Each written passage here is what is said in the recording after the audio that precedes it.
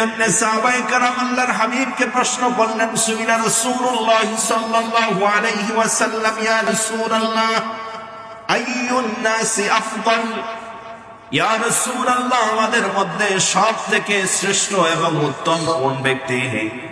আল্লাহর হাবিব তখন সাহাবায়ে কেরামের এই প্রশ্নের জবাবে তাদেরকে বলে দিলেন, মুমিনুন ইউজাহিদু লিনাফসিহি ওয়া মালিহি, তোমাদের মধ্যে ওই ব্যক্তি হলো সবথেকে শ্রেষ্ঠ এবং উত্তম যে ব্যক্তি ঈমান আনয়ন করার পর আল্লাহ তাআলার রাস্তায় জান এবং মাল দিয়ে জিহাদ করে, সংগ্রাম করে, সে হলো তোমাদের মধ্যে সবার থেকে শ্রেষ্ঠ।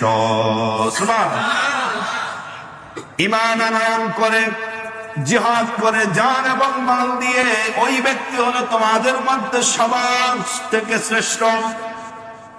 এই জন্য আল্লাহ তাআলা কোরআনে কারীমের সূরাতুত তাওবার 111 নং আয়াতের মধ্যে বলেন, ইন্নাল্লাহা আশতারা মিনাল মুমিনিন আনফুসাহুম ওয়া আমওয়ালাহুম বিআন্না লাহুমুল জান্নাহ।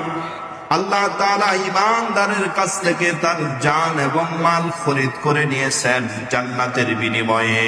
সুবহানাল্লাহ। জিহাদ করবেন কি দিয়ে? বলেন। জিহাদ করবেন দুইটা জিনিস দিয়ে, একটা হলো জান আর একটা কি? মাল।